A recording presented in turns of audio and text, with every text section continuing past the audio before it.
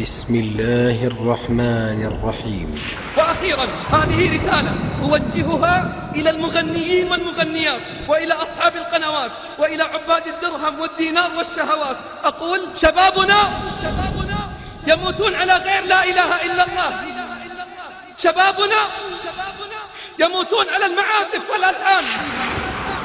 يا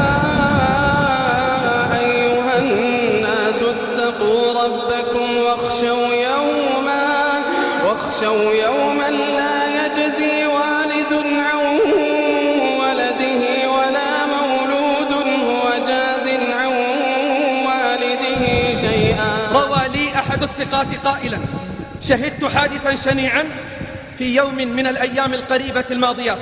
سيارة مسرعة ارتطمت بعد تقلبها بشجرة من الشجرات، فاجتمع الناس من حول السيارة المنكوبة، وكنت معهم يعني صاحبي. وفي السيارة كان شاب لعله في آخر اللحظات من العمر، ولعله مع الموت في سكرات. كل من اقترب من السيارة وشاهد المنظر تأثر، والذي زاد الأثر والتأثر صوت الموسيقى المنبعث بقوة من مسجل السيارة. حاول البعض إسكاته وإطفاءه ولكنهم لم يستطيعوا. يقول: حتى قمت أنا بكسره بحجر وتم إسكاته.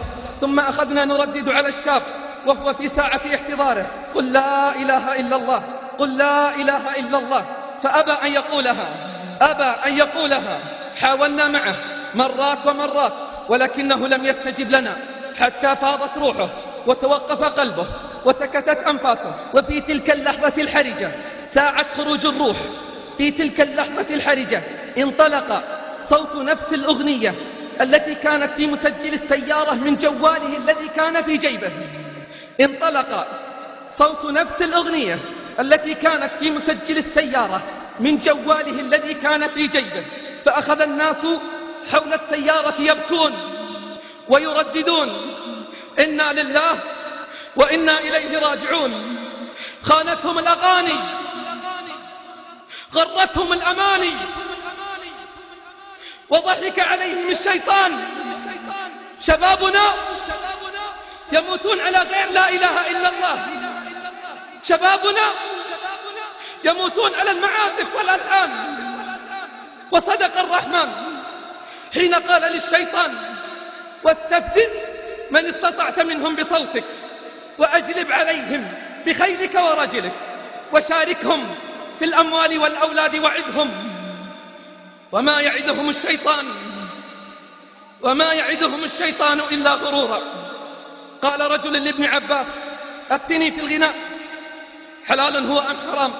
فقال ابن عباس: لا أقول حلالا إلا ما أحل الله، ولا أقول حراما إلا ما حرم الله، لكن قل لي، يقول ابن عباس للرجل: لكن قل لي، إذا اجتمع الحق والباطل يوم القيامة فأين يكون الغناء؟ فقال الرجل: مع الباطل. فقال ابن عباس: اذهب فلقد أفتيت نفسك. يا أيها الناس اتقوا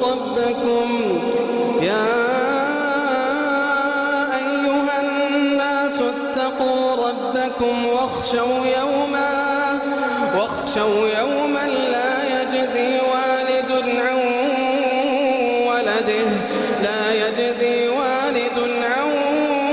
ولده ولا مولود هو جاز عن والده شيئا. يا أيها الناس اتقوا ربكم واخشوا يوما لا يجزي والد عن ولده ولا مولود هو جاز عن والده شيئا. إن وعد الله حق فلا تغرنكم الحياة. إن وعد الله حق فلا تغرنكم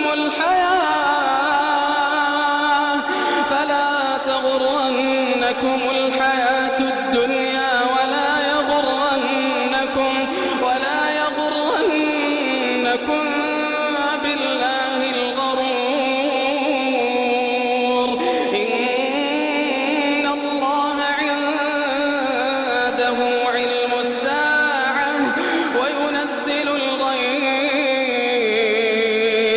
ويعلم ما في الأرحام وما تدري نفس ماذا تكسب غدا وما تدري نفس ماذا تكسب غدا وما تدري نفس بأي أرض تموت وما تدري نفس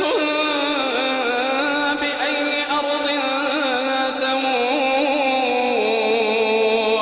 وما تدري نفس ماذا تكسب غدا وما تدري نفس بأي أرض تموت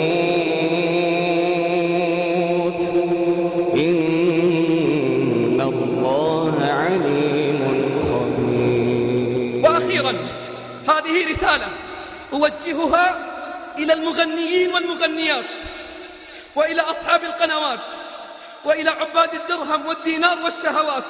أقول أنتم من أسباب ضعف الأمة وضياعها، وما ضاعت البطولات والانتصارات إلا بسببكم. ووالله ما زنى زاني وشرب الخمر سكران وما رقص راقص ولا ظل شاب ولا فتاة إلا ولكم من ذلك وزر وعذاب، ولتحملن أثقالا مع أثقالكم. فماذا ستقولون في يوم الحساب؟ ستقولون إنا أطعنا سادتنا وكبراءنا فأضلونا السبيل. ألا ما أقبحه من عذر وما أقبحه من جواب. ألا فتوبوا قبل أن يحل بكم ما حل بشهيد فنكم ويغلق الباب. يا أيها الله على أعلى وجل، اتق الله الذي عز وجل وتقبلوا تحيات إخوانكم فريق جوال الخير. ولمزيد من التواصل يمكنكم زيارة موقعنا على الشبكة العنكبوتية. والسلام عليكم ورحمة الله وبركاته.